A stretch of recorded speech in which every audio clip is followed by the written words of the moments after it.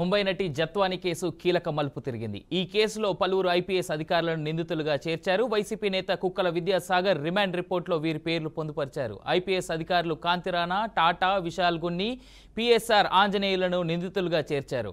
దీనిపై మరింత సమాచారం మా విజయవాడ ప్రతినిధి శ్రీనివాస్ అందిస్తారు. శ్రీనివాస్, చెప్పండి, జత్వాని కేసు ఇంకెన్ని మలుపులు తిరగబోతా ఉంది?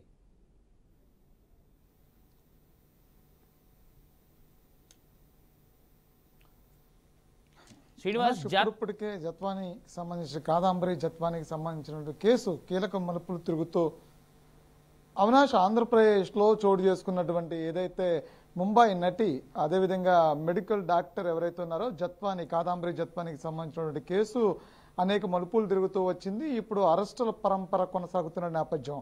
అయితే మొదటిగా A1 నుంచి A6 వరకు కూడా ఇందులో ముగ్గురు ఐపీఎస్ని ఇన్వాల్వ్ చేయడం జరిగింది. ముగ్గురు ఐపీఎస్లు ఇప్పటికే సస్పెండ్ అయి ఉన్నారు. ఆ సస్పెండ్ అయినటువంటి ఐపీఎస్లు కూడా ఈ అంశంలో ఇన్వాల్వ్ చేశారు.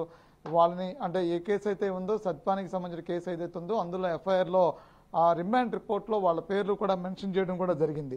అయితే రాష్ట్రంలో ప్రస్తుతం జత్వానికి సంబంధించినటువంటి న్యాయం జరుగుతుందా లేదా అనే నేపథ్యంలో పోలీసులే రాక్షసులుగా మారిపోయి ఒక మహిళని ఇంత దుర్మార్గంగా ఎలా వ్యవహరించారు, ఆవిడ విషయంలో అంత దారుణంగా ఎలా ప్రవర్తించారు అనే అనేక అంశాలకి తెరతీస్తూ మొదలైనటువంటి అంశం ఏదైతే ఉందో దానికి తెరలేపినట్టు కూడా తెలుస్తుంది. అది కుక్కల విద్యాసాగర్ని డెహాడ్రూన్లో అరెస్ట్ చేయడం, అతను A1 ముద్దాయిగా కోర్టులో ప్రవేశపెట్టడం, అతని రిమాండ్ విధించిన తర్వాత A2గా సీతారామాంజనేయులు, పిఎస్ఆర్ సీతారామాంజనేయులు, అదేవిధంగా A3గా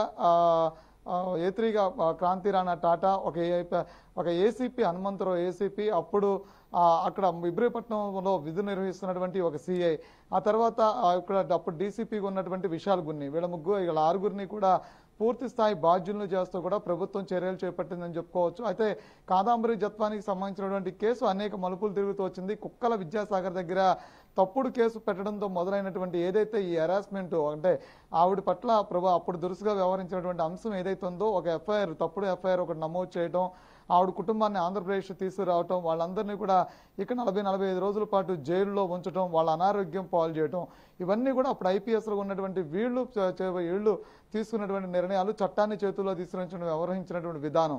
అయితే దానికి కుక్కల విద్యాసాగర్ని కుక్కల విద్యాసాగర్ని ఆమెకి ఉన్నటువంటి పరిచయాన్ని వాడుకోవడం, ఆ పరిచయంలో భాగంగా ఎఫ్ఐఆర్ నమోదు చేయించడం, ఇదంతా కూడా వాళ్ళు చాలా చాకచక్యంగా వ్యవహరించినప్పుడు కూడా చట్టంలో ఎవరు సొంతం కాదు, చట్టం ఎవరు సొంతం కాదనే విధంగా కూడా అనేక మలుపులు తిరుగుతూ వచ్చి ఈరోజు ఇది ఐపీఎస్ల పేకు చుట్టుకోవడమే కాకుండా ఓ పొలిటీషియన్ అయినటువంటి కుక్కల విద్యాసాగర్ పేకు కూడా చుట్టుకుంది. అయితే దీనిలో ఇంకా ఇన్వాల్వ్ అయినటువంటి వ్యక్తులు కీలకమైన అంటే ఈ కేసులో ఇంకా కీలకంగా ఉన్నటువంటి అనేక అంశాలు ఉన్నాయి. వాళ్ళను కూడా త్వరలోనే ఎఫ్ఐఆర్లో నమోదు చేయడం, అంటే వాళ్ళ పేరును ఇప్పటికే ఎఫ్ఐఆర్ అయింది అంటున్నారు. వాళ్ళకి నోటీసులు ఇచ్చిన తర్వాత విచారణ పిలిచి అరెస్ట్ చేసే అవకాశం ఉంది. ఎందుకంటే గతంలో సజ్జల రామకృష్ణారెడ్డి అదేవిధంగా మాజీ ముఖ్యమంత్రి జగన్మోహన్ రెడ్డి పేరు కూడా ప్రధానంగా వినిపిస్తున్న నేపథ్యంలో ఈ కేసు అక్కడ వరకు కూడా వెళ్ళబోతుందా అనే దాని మీద రాష్ట్రంలో ఇప్పుడు కొత్త చర్చాంశం మారింది. అయితే అనేక మలుపులు తిరుగుతున్నటువంటి ఈ కేసులో కొలిక్ అయితే వచ్చిందని కూడా చెప్పుకోవచ్చు. అవినాష్.